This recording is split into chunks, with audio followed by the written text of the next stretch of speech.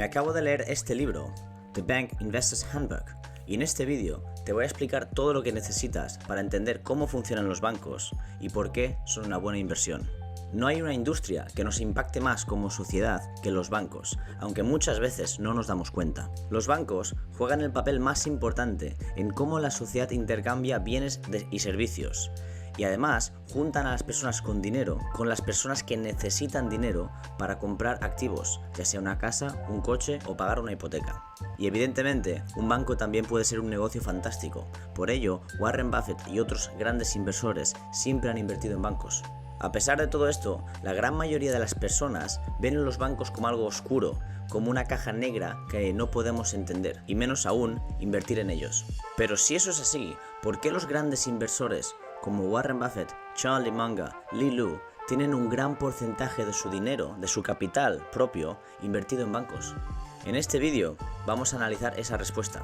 Y una cosa que este libro no explica, pero debería, es que deberías darle clic al like al vídeo y suscribirte a mi canal. Los bancos tienen una reputación como negocios muy difíciles de entender y no es para nada la realidad.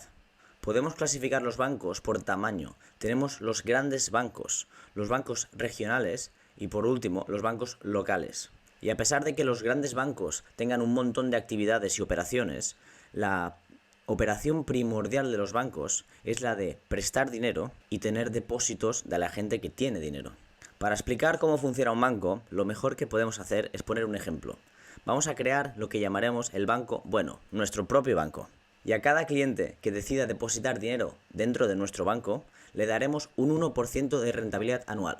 Es decir, que si decide depositar $10.000, le pagaremos $100 cada año. Este pequeño interés que pagamos a los depositadores es para hacer nuevos clientes, es una manera de convencer a gente para que deposite su dinero en nuestro banco. Por otro lado, la segunda función que debemos cumplir como banco, es decir, nuestro banco bueno, es buscar a gente que necesite dinero. Y a través de esos depósitos y los nuevos clientes que han puesto su dinero en nuestro banco, les vamos a dejar dinero a una rentabilidad mayor. Vamos a decir que la gente que nos pida dinero prestado se le cobrará a un 5% de interés. Es decir, que si nos piden $10.000 como dinero prestado, les cobraremos $500 cada año como interés.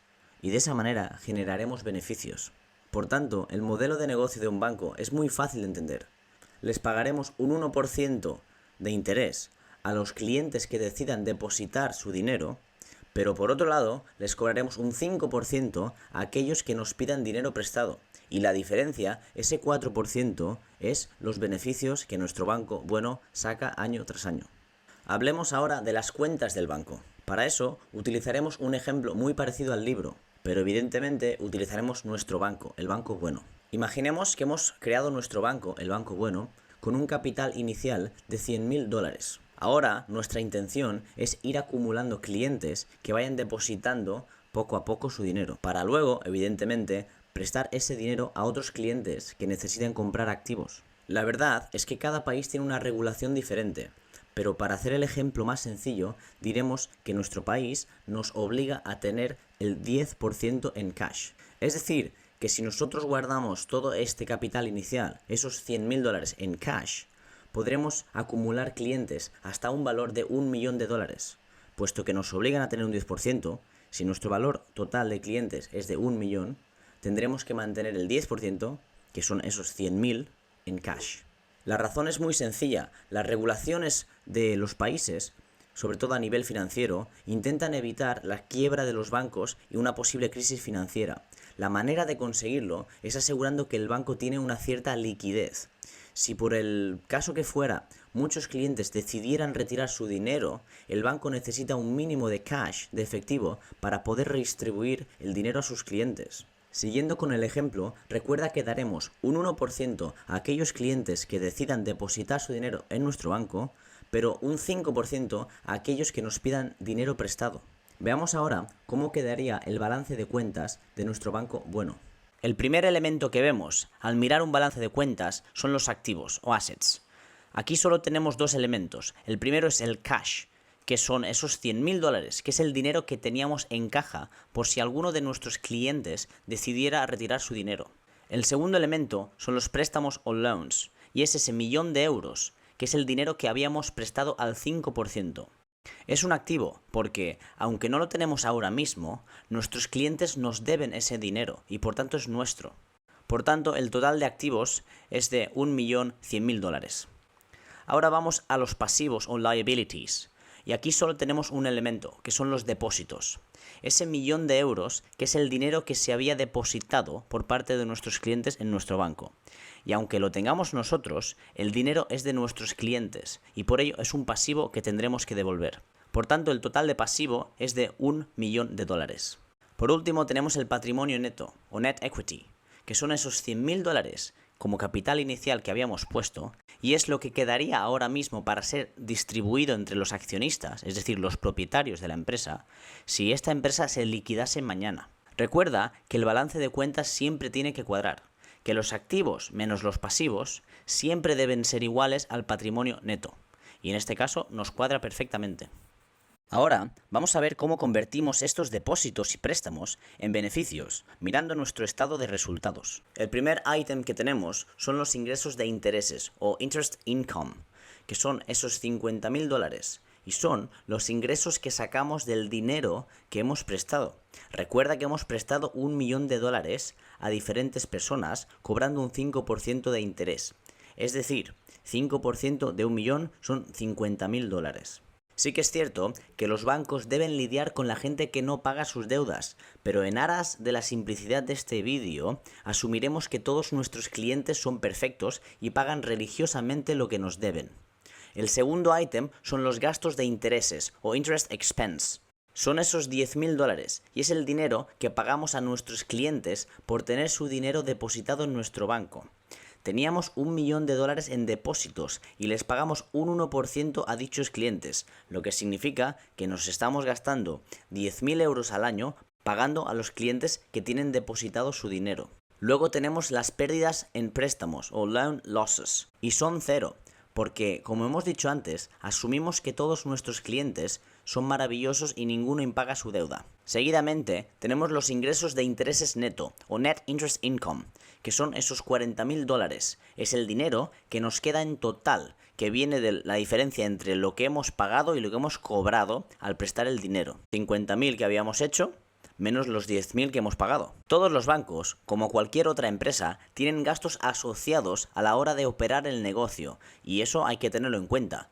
En nuestro caso, tenemos gastos como salario de empleados, abrir una nueva oficina, gastos de luz, electricidad y otros. Por tanto, aquí vienen los gastos operativos, operating expenses. Nuestro banco bueno tiene 15.000 dólares de gastos operativos. Seguidamente tenemos los beneficios antes de impuestos. Pre-tax operating profit. Es el dinero que tenemos antes de impuesto como beneficio, que son esos 25.000 dólares. Seguidamente tenemos los impuestos. Llega el momento de pasar por el fisco y pagar nuestros impuestos. Y para nuestro ejemplo, eso será del 21%. Entonces, nos toca pagar 5.250 dólares en concepto de impuestos. Por último, llegamos al beneficio neto o net income, que es el dinero, finalmente, que se nos queda al operar nuestro negocio. Es decir, es el beneficio neto que hemos sacado y son esos 19.750 dólares. Ahora ya sabemos cómo funcionan los bancos y sus cuentas bancarias, pero necesitamos entender cuándo es una buena inversión y cuándo no. Y para ello existen dos métricas fundamentales que debemos entender. Estas dos métricas clave son la rentabilidad económica o ROA y la rentabilidad financiera o ROE. La verdad es que esos nombres no nos ayudan mucho a entender lo que estamos midiendo. Para ello, utilizaremos la nomenclatura inglesa, que es mucho más sencilla de entender. Les llamaremos retorno sobre activos, return on assets, y el retorno sobre el patrimonio, return on equity. El retorno sobre los activos nos mide la ratio entre los beneficios netos y los activos. Para nuestro caso, son 19.750 entre 1.1 millón, que por tanto es 1.8%. Mientras que el retorno sobre el patrimonio nos mide la ratio entre los beneficios netos y el patrimonio o equity, que son 19.750 entre 100.000, y eso es un 19.8%. ¿Y son estos números, estas dos métricas, buenas o malas? Pues bien, aquí deberemos compararlas con las métricas de otros bancos. Pues realmente estos números son muy buenos, porque si lo comparamos con la industria bancaria, y aquí te dejo unos ejemplos de otros bancos que para que puedas comparar sus métricas del año pasado en un 2022, ves que el Banco de América tiene una ROA de 0,9% y una ROE de 10,5%. Es decir, que nuestro banco está bastante superior a la media de los bancos más grandes del mundo. Y ahora te preguntarás, ¿qué hacen los bancos con los beneficios que sacan año tras año?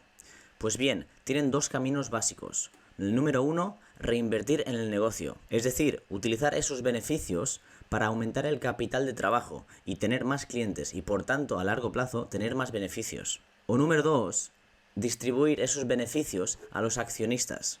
Y para ello también existen dos maneras de hacerlo. La primera es a través de pagar un dividendo, que es un pago a los accionistas por el mero hecho de haber dejado dinero a la empresa para poder seguir sus operaciones, lo cual es bastante convincente.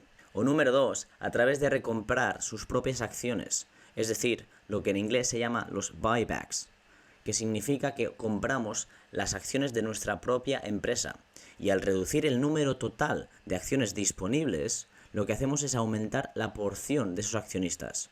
Hay que decir que eso no paga impuestos, a pesar de que Estados Unidos ahora quiera implementar una ley para pagar impuestos sobre los buybacks. Hasta ahora siempre había sido una vía de redistribuir dinero a los accionistas mucho más eficiente que el dividendo, el cual sí que paga impuestos. Recuerda que nuestro banco ha tenido unos clientes maravillosos que todos han pagado sus obligaciones. Pero eso no pasa en el mundo real. En el mundo real, los bancos tienen que afrontar la situación de tener clientes que no pagan sus deudas y por tanto no entra ese dinero que se tenía previsto. Lo que hacen los bancos para cubrir esos riesgos es separar una pequeña cantidad, o grande, dependiendo del riesgo que pueden predecir, para cubrir esos clientes o esas obligaciones financieras que quedan al descubierto con los clientes que impagan sus deudas. El problema viene cuando los bancos intentan hacer clientes demasiado rápido. Para ello, bajan los estándares y prestan dinero a gente que casi seguro no podrá devolverlo. Eso crea un riesgo mucho mayor e induce a que el banco tenga que cubrir muchos impagos de deuda.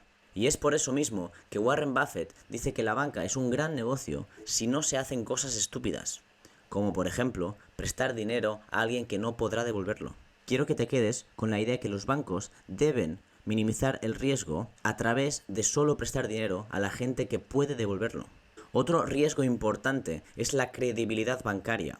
Es decir, cuando un banco pierde su credibilidad debido a una crisis financiera o a noticias muy malas, todos los clientes intentan recuperar y sacar su dinero al mismo tiempo.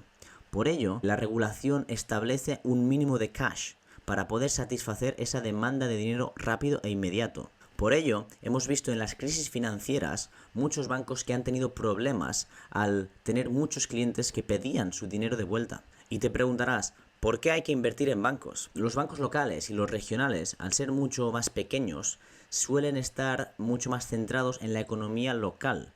Es decir, que cuando tú inviertes en un banco regional o local, lo que estás haciendo es apostar por la economía de esa región, por los carpinteros, por los cocineros o por todo aquel que decide abrir un negocio y pedir dinero prestado al banco para abrir ese negocio. Es decir, que estás apostando por la economía en crecimiento de esa zona en particular, lo cual muchas veces es una gran apuesta y por tanto una gran inversión. Esto ha sido el resumen básico de cómo funciona un banco, por qué hay que invertir en ellos y cómo mirar sus cuentas bancarias. Si te ha gustado el vídeo y quieres saber más de cómo invertir en bancos, escríbemelo en los comentarios de este vídeo. Y además, si crees que este vídeo tiene valor, te voy a pedir que le des like al vídeo y que te suscribas a mi canal.